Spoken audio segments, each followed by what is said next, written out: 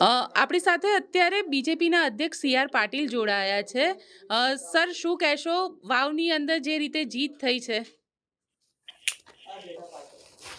માનનીય પ્રધાનમંત્રી શ્રી નરેન્દ્ર મોદી સાહેબ માટેની વિશ્વસનીયતા લોકોના મનમાં આખા દેશમાં છે. ગુજરાત એમાં બાકાત ના રહી શકે. આ સીટ અમે 2017ના ઇલેક્શનમાં હાર્યા હતા અને એ જ ઉમેદવાર જે કોંગ્રેસ ઉમેદવાર જીત્યા હતા એ લોકસભામાં પણ જીત્યા, પરંતુ ત્યારે સિટિંગ એમએલએ હોવા છતાં પણ આ સીટ ઉપર એમને લીડ મળી નહોતી. ત્યારે જ નિશ્ચિત હતું કે એમના કાર્યની પ્રણાલીથી ત્યાંના લોકો નારાજ છે. એમણે 2017માં કરેલી ભૂલને સુધારવા માંગે છે. એટલે 2024ના બાય ઇલેક્શનની અંદર આ ભારતીય જનતા પાર્ટીની જીત નિશ્ચિત હતી.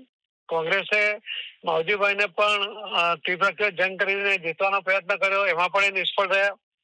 માવજીભાઈને ભારતીય જનતા પાર્ટીના કાર્યકર્તાનો પાવરનો પણ સ્વાદ ચાખવા મળ્યો અને ભારતીય જનતા પાર્ટી એમાં જે કોંગ્રેસ એક સીટ વધારવા માંગતી તેના બદલે ભારતીય જનતા પાર્ટીના 162 સીટો પર પહોંચી શકે એના માટે હું ત્યાંના મતદાતા ભાઈ બહેનોનો ખૂબ ખૂબ આભાર માનું છું અને કાર્યકર્તાઓને અને આગેવાનોને ખૂબ ખૂબ અભિનંદન આપું છું. ધન્યવાદ. ગેનીબેનના વટનો સવાલની વાત થતી હતી કે ગેનીબેનનો વટ છે વાવ.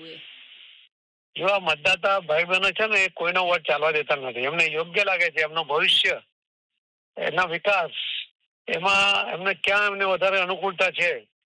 ભારતીય જનતા પાર્ટીની વિચારધારામાં એમને અનુકૂળતા લાગી, એમનું ભવિષ્ય દેખાયું અને બ્રાઇટ ભવિષ્ય માટે એમણે આજે નિર્ણય કર્યો છે. એ યોગ્ય નિર્ણય કર્યો છે. એ ભવિષ્ય પણ સાબિત થવાનું છે.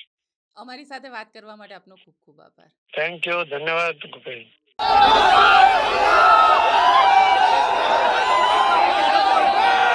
Yeah.